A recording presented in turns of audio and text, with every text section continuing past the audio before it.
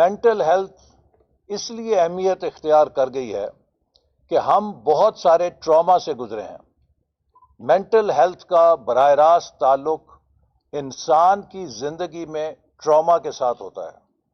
جب بھی انسان کوئی ٹراما فیس کرتا ہے تو اس کی نفسیات پہ اور اس کے ذہن پر شدید دباؤ کا اسے سامنا کرنا پڑتا ہے، اسے سٹریس کا سامنا کرنا پڑتا ہے. یہ ٹراما معاشرتی بھی ہو سکتا ہے، معاشی بھی ہو سکتا ہے اور سماجی بھی ہو سکتا ہے. پاکستان نے ایک طویل عرصے تک وار اگینسٹ ٹیرر کا سامنا کیا ہے، اور مجھے یہ دیکھنے میں کوئی زیادہ راکٹ سائنس کی ضرورت نہیں ہے کہ ہمارے معاشرے میں جو تشدد کا بڑھتا ہوا رجحان ہے، اس میں بلا شبہ ایک بڑا عنصر اس ایکسٹریمزم اور ٹیررزم کا ہے کہ جس کی صبح شام خبریں اور جس کے صبح شام مظاہر ہماری ایک پوری نسل دیکھ کر جوان ہوئی ہے. مار دھاڑ سے بھرپور قومی زندگی جس میں کہ دہشت گردی، بم پھٹ رہے ہیں، گولیاں چل رہی ہیں، یہ سارے مناظر ہمارے بچوں کے نفسیات پر اور ہماری قوم کی نفسیات پہ اثر انداز ہوتے ہیں. آج ہمیں یہ سوچنا بھی ہے اور اس کا جائزہ بھی لینا ہے کہ ہمارے معاشرے کے اندر تشدد کا رجحان کیوں کر زور پکڑ رہا ہے. ہمارے معاشرے کے اندر خواتین کے خلاف گھنونے جرائم کا رجحان کیوں کر زور پکڑ رہا ہے. ہمارے معاشرے کے اندر بچوں کے حوالے سے جرائم کیوں کر موجود ہیں اور کیسے کلا کما ان کا کیا جا سکتا ہے. تو یہ سارے جو رویے ہیں، جو غیر صحت مندانہ رویے ہیں، ان کا تعلق کسی نہ کسی طرح سے نفسیاتی اور ذہنی صحت کے ساتھ جڑا ہوا ہے. اور مجھے یاد ہے کہ جو حساس اور زندہ ملک ہیں وہ اس مسئلے کی سنگینی کو کیسے جانچتے ہیں. جب امریکہ میں، یہ غالباً 1986 کی بات ہے یا اس کے لگ بھگ کی بات ہے، جب میں وہاں پہ پڑھ بھی رہا تھا، تو میرا خیال ہے تبھی کی بات ہے کہ اسپیس شٹل کے اندر ایک سائنس ٹیچر کو انہوں نے ایسٹروناٹ کی صورت میں بھیجا، اور پورے امریکہ کے اسکولوں میں اس اسپیس شٹل کو، اس کے لانچ کو لائیو دکھانے کا بندوبست کیا گیا تاکہ بچے اس لانچ سے کہ ان کی ایک سائنس ٹیچر ایسٹروناٹ کی صورت میں خلا میں جا رہی ہے انسپائر ہو سکیں. لیکن بدقسمتی سے وہ اسپیس شٹل لانچ کے فوراً بعد اسی تقریب میں جب سب دیکھ رہے تھے تو فوراً لانچ کے بعد بلاسٹ ہو گیا اور وہ تباہ ہو گئی. تو اس کے بعد وہاں پہ فوراً ایک ہائی لیول کمیشن قائم کیا گیا جس میں وہاں کے ٹاپ سائیکیٹرسٹ اور سائیکالوجسٹ ڈالے گئے کہ ہمارے اتنے لاکھوں بچے اس چیز کا مشاہدہ کر رہے تھے اور وہ تو انسپائر ہونے آئے تھے، لیکن یہ حادثہ ہو گیا تو اس حادثے نے ان کے ذہن پہ کیا نقوش چھوڑے ہوں گے اور ہم ان نقوش کو مٹانے کے لیے کیا کر سکتے ہیں. تو ہمارے ہاں تو بچوں نے ایک اسپیس شٹل نہیں پھٹتی دیکھی، یہاں تو لوگ روزانہ کی بنیاد پہ پھٹتے دیکھے ہیں. خود کش بمبار پھٹتے تھے جو اپنے ساتھ کتنے بے گناہ لوگوں کو مار دیتے تھے. ابھی سوات کے اندر اسکول ویگن کے اوپر جو حملہ کیا گیا اور جس طرح کی واقعات ہوئے، تو یہ چیزیں یقیناً ہماری بچوں پر، ہمارے قوم کی نفسیات پہ بڑے اثر چھوڑتی ہیں. لہٰذا ضروری ہے کہ ہم ان سب رجحانات کا مطالعہ کریں. پھر اسی طرح جب بھی کوئی ٹراما ہوتا ہے، چاہے وہ کووڈ کا حالیہ ایک کرائسس تھا جس میں لوگ بند ہو گئے تھے، جس میں لوگ اپنے پیاروں کو اپنے ہاتھوں کے سامنے دیکھ رہے تھے کہ وہ جا رہے ہیں، بیماری کا نشانہ بن رہے ہیں. فرنٹ لائن ڈاکٹرز تھے جو نہایت سٹریس کے اندر کام کر رہے تھے، پیرامیڈکس تھے، اور وہ سب بھی بہت شدید اعصابی اور نفسیاتی دباؤ کے ماحول میں کام کرتے رہے. اس نے بھی بہت ساری کمپلیکیشنز پیدا کی اور پوری دنیا میں کووڈ کے بعد جو ہے ذہنی تناؤ میں اضافہ ہوا، ہمارے بھی ہوا. اور اب سیلاب نے کئی اضلاع کے اندر اتنی بڑی تباہی پیدا کی ہے کہ جس کا ہم اندازہ نہیں کر سکتے. تقریباً 80 سے زیادہ ہمارے اضلاع جو ہیں پاکستان کے، اس میں سیلاب نے اور بارشوں نے ہر چیز تباہ کر دی ہے. آپ سوچئے کہ اگر خدا نہ خواستہ پورے اسلام آباد شہر کے اوپر 10 سے 12 فٹ پانی آ جائے تو یہاں پر لوگوں کی زندگی کا کیا انجام ہوگا. اسی طرح کئی ضلع، درجنوں ضلع، ان میں پانی کئی ہفتوں سے کھڑا ہے اور شاید مزید کچھ ہفتے کھڑا رہے گا، اور لوگ گھر بار، ان کی جو جمع پونجی تھی زندگی کی، وہ سب تباہ ہو گئی. اور جہاں پہ پانی کھڑا نہیں ہوا وہاں پہ فلیش فلڈ، ایک جس طرح بجلی گرتی ہے اس طرح پوری تیزی کے ساتھ آیا اور بستیوں سے گزر گیا، جیسے کہ کوئی جھاڑو مار کے جگہ کو صاف کرتا ہے. اس کے راستے میں مکان آئے، اس کے راستے میں باغ آئے، اس کے راستے میں فصلیں آئیں، سڑکیں آئیں، عمارتیں آئیں، سب چیز کو بہا کے لے گیا. تو اب وہ تمام لوگ جس تناؤ اور جس اذیت سے گزر رہے ہیں، یقیناً وہاں پر بھی ہمیں یہ اس بات کا خیال ہونا چاہیے کہ انہیں شدید قسم کی سپورٹ کی ضرورت ہوگی تاکہ وہ اس ٹراما سے نکل سکیں اور دوبارہ زندگی میں خود کو بحال کر سکیں. تو اس لیے یہ ایک ایسا شعبہ ہے کہ جس میں جتنی بھی توجہ دی جائے اتنا کم ہے. آپ سب نوجوان ہیں، اور نوجوانوں میں جو بڑھتا ہوا ایک نشے کا رجحان ہے، ڈرگز کا رجحان ہے، وہ بھی اس وقت ایک بہت غیر معمولی ایمرجنسی کی صورت اختیار کر چکا ہے. اور یہ ڈرگز جو ہیں یہ مومنٹری پلیجر دینے کے ساتھ ساتھ انسان کے اندر لانگ ٹرم ذہنی اور جسمانی ہیلتھ ایشوز پیدا کرتے ہیں. اور جو سوچنے کے، جب کوئی ڈرگ استعمال کرتا ہے، اور اگر آپ نیٹ کے اوپر جائیں اور آپ دیکھیں کہ سائیڈ ایفیکٹس کیا ہیں، کوکین کے نشے کے سائیڈ ایفیکٹس کیا ہیں، تو آپ کو پتہ چلے گا کہ اس کے کیا ایفیکٹس ہوتے ہیں. اسی طرح دوسرے نشوں کے سائیڈ ایفیکٹس دیکھیں تو زیادہ تر جو لوگ نشئی ہوتے ہیں وہ ریالٹی سے کٹ آف ہو جاتے ہیں. And they have a hallucinated world. وہ ایک اپنی تخیلاتی دنیا بنا لیتے ہیں اور اس کے اندر رہتے ہیں. ان کو یہ احساس ہوتا ہے کہ ہم انونسبل ہو گئے ہیں، ہم بہت بڑے بن گئے ہیں، ہم ہر چیز کو حاوی ہو سکتے ہیں، اور ان کے اندر جو حقائق ہیں ان سے ڈسکنیکٹ آ جاتا ہے. اور جب آپ حقائق سے ڈسکنیکٹ ہو جاتے ہیں، دوسروں کو نفرت اور تحقیر کرنا شروع کر دیتے ہیں، اور خود کے اندر بہت زیادہ ایک نارسسسٹ تھنکنگ پیدا کر لیتے ہیں، تو اس سے پھر کافی مسائل پیدا ہونے شروع ہو جاتے ہیں. تو یہ اس قسم کی جو نفسیاتی علامتیں ہیں ان کو درست کرنا ضروری ہے، کیونکہ اگر انہیں درست نہ کیا جائے تو اس سے گھر کے اندر بھی بگاڑ پیدا ہو سکتا ہے. لیکن اگر وہ انسان ایک آرگنائزیشن کو ہیڈ کر رہا ہے تو وہ پوری آرگنائزیشن میں بگاڑ پیدا کر سکتا ہے، اور اگر وہ شخص کہیں قومی سطح پہ ہو تو وہ قومی سطح پہ بگاڑ پیدا کر سکتا ہے. تو یہ ضروری ہے کہ ہم ان چیزوں کا دھیان دیں. آپ میں سے جو اسٹوڈنٹس ہیں، سائیکالوجی کا کون کون اسٹوڈنٹ ہے؟ ہاتھ کھڑا کرے. تو اگر میں آپ سے یہ پوچھوں کہ جو ڈپریشن ہے وہ کس مریض کو ہوتا ہے، کس بنیاد کے اوپر کوئی انسان ڈپریشن کے مرض میں مبتلا ہوتا ہے، تو آپ کا کیا جواب ہوگا؟ Any volunteer? ڈپریشن کا جو مریض ہے وہ کس چیز کا شکار ہوتا ہے؟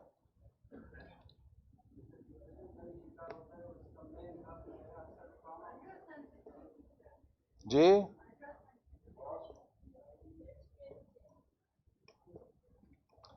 جو ڈپریشن ہے اس میں اگر آپ کسی سائیکیٹرسٹ سے پوچھیں تو ڈپریشن کا جو مریض ہے بنیادی طور پہ لو سیلف اسٹیم کا شکار ہوتا ہے. جب کسی کے اندر لو سیلف اسٹیم آ جاتی ہے تو وہ پھر خود کو ناکارہ سمجھنے لگ جاتا ہے، اور وہ یہ سمجھتا ہے کہ پوری دنیا مجھ سے بہتر ہے اور میں ناکارہ ہوں، اور وہ بستر کے اوپر لیٹ جاتا ہے اور وہ یہ سمجھتا ہے کہ شاید ساری دنیا میرے خلاف کانسپریسی کر رہی ہے، کانسپائر کر رہی ہے، اور سب دنیا میری مخالف ہے، اور وہ آہستہ آہستہ وڈرا کر کے پیچھے چلا جاتا ہے۔ تو لہٰذا جب کسی ڈپریشن کے مریض کو کوئی سائیکیٹرسٹ یا سائیکالوجسٹ ٹریٹ کرتا ہے سائیکو تھراپی کے ذریعے، تو وہ کیا کرتا ہے؟ وہ اس کی مدد کرتا ہے کہ اس کی سیلف اسٹیم کو اٹھائے اور اس کی سیلف اسٹیم کو ریسٹور کرے، اس میں اعتماد بحال کرے۔ اور اگر کسی شخص کو لو سیلف اسٹیم ہوتی ہے تو اس کی بنیاد کیا ہوتی ہے؟ اس کی بنیاد ہوتی ہے کہ وہ ایک بہت زیادہ نیگیٹو فیڈ بیک کو انٹرنلائز کر لیتا ہے۔ جب آپ کسی کو ہر وقت برا بھلا کہتے رہتے ہیں کہ تم ناکارہ ہو، تم بیکار ہو، تم کسی قابل نہیں ہو، جب اس کو ہر وقت نیگیٹو فیڈ بیک ملتا رہے گا اور وہ اس کو انٹرنلائز کر لے گا، تو پھر اس کی سیلف اسٹیم لو ہوگی اور وہ کس مرض میں چلا جائے گا؟ ڈپریشن میں۔ تو لہٰذا اگر آپ ڈپریشن میں کسی مریض کو جانے سے روکنا چاہتے ہیں تو آپ کو اسے نیگیٹو فیڈ بیک سے بچانا ہوگا۔ ڈپریشن افراد کو نہیں ہو سکتا، قوموں کو بھی ہو سکتا ہے، اور اگر کسی قوم میں یا معاشرے میں ڈپریشن اجتماعی طور پہ ہوگا تو اس کا مطلب یہ ہوگا کہ اس معاشرے اور اس قوم کی جو سیلف اسٹیم ہے وہ لو ہو گئی ہے، اور اگر اس قوم کی سیلف اسٹیم لو ہو گئی ہے تو وہ کیوں کر ہوئی ہے؟ کہ اس کا مطلب یہ ہے کہ اس قوم کو بہت زیادہ نیگیٹو فیڈ بیک مل رہی ہے۔ اگر اس قوم کو مسلسل یہ کہا جائے گا کہ وہ قوم چور ہے، وہ قوم ڈاکو ہے، وہ قوم غلام ہے، تو کیا یہ نیگیٹو فیڈ بیک میں شمار ہوگا یا پازیٹو فیڈ بیک میں شمار ہوگا؟ لہذا جب آپ کسی بھی قوم کو بار بار یہ بتائیں گے کہ وہ قوم دنیا کی سب سے بڑی چور ہے، وہ سب سے بڑی ڈاکو ہے، وہ سب سے بڑی غلام ہے، تو وہ قوم بھی ڈپریشن کا شکار ہو جائے گی اور اپنے اوپر اعتماد کرنے کی صلاحیت کھو دے گی۔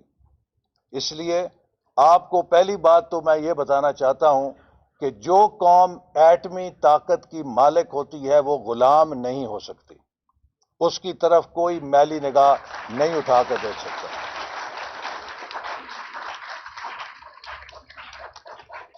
لہذا میری آپ سب کو یہ تلقین ہوگی کہ زندگی میں کامیابی کے لیے اور ذہنی صحت کو برقرار رکھنے کے لیے دو چیزیں بے حد ضروری ہیں، ایک خود اعتمادی اور ایک مثبت سوچ۔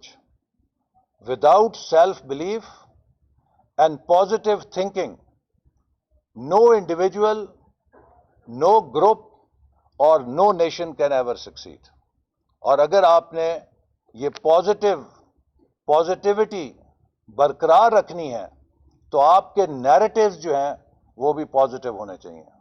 یہ نہیں ہو سکتا کہ آپ کے نیریٹیوز نیگیٹو ہوں، آپ کے جو نیریٹیوز ہیں، جو آپ کے بیانیے ہیں، وہ آپ کو احساس کمتری دلانے والے ہوں اور آپ خود کو کسی عظیم مقصد کے لیے تیار کر رہے ہوں۔ یہ ہمارا فرض ہے کہ ہم اپنے اندر کبھی بھی اپنی خود اعتمادی کو شیک نہ ہونے دیں اور ہم زندگی کو ہمیشہ مثبت زاویے سے دیکھیں۔ آپ کو یہ بات میں تجربے کے اوپر کہہ سکتا ہوں کہ دنیا میں ہمیشہ دو طرح کی سوچیں آپ کو ملیں گی۔ ایک سوچ ہوگی جن کو ہر چیز میں گلاس آدھا خالی نظر آئے گا، اور ایک وہ رویہ ہوگا جو دنیا میں ہمیشہ گلاس آدھا بھرا ہوا دیکھے گا۔ اگر آپ تاریخ اٹھا کے دیکھیں تو وہ لوگ جنہوں نے کوئی دنیا میں بڑا کام کیا ہے وہ تھے کہ جنہیں ہمیشہ گلاس آدھا بھرا ہوا نظر آیا ہے، اور انہوں نے اس آدھے بھرے ہوئے گلاس کو پورا بھرنے کی کوشش کی ہے۔ لیکن جن لوگوں نے آدھے گلاس خالی ہونے کا رونا رویا ہے، ان کی ساری زندگی رونے دھونے میں گزر گئی ہے، اور جو آدھا گلاس بھرا ہوا تھا وہ اس کو بھی سنبھال نہیں پا سکتے. تو اس لیے ذہنی صحت اور نفسیاتی صحت انسان کی جسمانی صحت کی اور جسمانی کامیابی کی کنجی ہے. اس کی حفاظت کرنی چاہیے اور اس کی اہمیت کو سمجھنا چاہیے، نہ صرف اپنے لیے بلکہ ان لوگوں کے لیے بھی جو ہمارے ارد گرد ہیں، جو ہمارے پیارے ہیں، جو ہماری فیملی میں ہیں، جو ہمارے دوست ہیں. اور جیسے ابھی احسان شاہ صاحب نے کہا کہ ان کی رہنمائی کرنی چاہیے. ہم ہمیشہ کوشش یہ کرتے ہیں کہ ان چیزوں کو نظر انداز کریں، ان کو نان پروفیشنل طریقوں سے ڈیل کریں، اور جب یہ بڑھ جاتی ہیں تو پھر ہمیں پتہ لگتا ہے کہ معاملہ بہت خراب ہو گیا. میں انشاءاللہ تعالی ہائر ایجوکیشن کمیشن کے ذریعے کوشش کروں گا کہ ہم فوری طور پہ اس بات کو یقینی بنائیں کہ کم از کم پاکستان کی ہر یونیورسٹی کے اندر ایک کلینکل سائیکالوجسٹ کو انگیج کیا جائے تاکہ وہ نوجوانوں کو کاؤنسلنگ کر سکے، اور اگر کوئی ہمارا نوجوان کسی سٹریس میں ہے تو اس کو پروفیشنل ہیلپ ملنی چاہیے. اسی طرح جو احسان صاحب نے کہا کہ بلوچستان کی آواز سنی نہیں جاتی، تو میں انہیں عرض کرنا چاہتا ہوں کہ ہم نے پہلی دفعہ پاکستان کی تاریخ میں اس سال جولائی میں جو بجٹ پیش کیا، اس میں پاکستان کے 20 پسماندہ ترین غریب ترین اضلاع کو مین سٹریم کرنے کے لیے اور ترقی میں دوسرے ضلعوں کے ہم پلہ کرنے کے لیے 40 ارب روپے سے ایک پروجیکٹ شروع کیا ہے، جس کا مقصد یہ ہے کہ ہر بیکورڈ ڈسٹرکٹ کی سوشیو اکنامک پروفائل کر کے جو وہاں پہ مسنگ لنکس ہیں، جو اس کو ترقی دینے کے لیے گیپس ہیں، انہیں پورا کیا جائے تاکہ ہم نیچے سے بھی اپنے لوگوں کو ریپڈلی اوپر اٹھا سکیں اور سب ترقی میں ایک دوسرے کے برابر ہو سکیں. اور اس میں اکثریت ضلع جو ہیں وہ بلوچستان کے ہیں، اور ہم انشاءاللہ تعالی اس پروگرام کے ذریعے اگلے 4 سے 5 سالوں میں آپ دیکھیں گے کہ بلوچستان کے اندر ایک بہت واضح ان ضلعوں کے اندر فرق بھی آئے گا اور ترقی کا عمل بھی تیز ہوگا. انہی الفاظ کے ساتھ میں پلاننگ کمیشن اور منسٹری آف ہیلتھ اور ورلڈ ہیلتھ آرگنائزیشن کا شکر گزار ہوں کہ جنہوں نے اس پروگرام کو کامیابی سے اس منزل تک پہنچایا، اور میں امید کرتا ہوں کہ وہ اس کو جاری رکھیں گے، چونکہ یہ سفر ابھی ہم نے شروع کیا ہے، اور جب تک ہم اپنے ملک میں تمام لوگوں کو یہ کوریج نہ دے سکیں کہ کسی بھی جگہ اگر کسی مقام پر کوئی لوگ ذہنی یا نفسیاتی علاج ڈیزرو کرتے ہیں اور ان کو وہ اویلیبل ہونا چاہیے، یہ منزل ہماری ہے، اور اس کی تکمیل تک انشاءاللہ تعالی اسی طرح ہم تمام سٹیک ہولڈرز کے ساتھ مل کر، صوبوں کے ساتھ مل کر کام جاری رکھیں گے. پاکستان زندہ باد.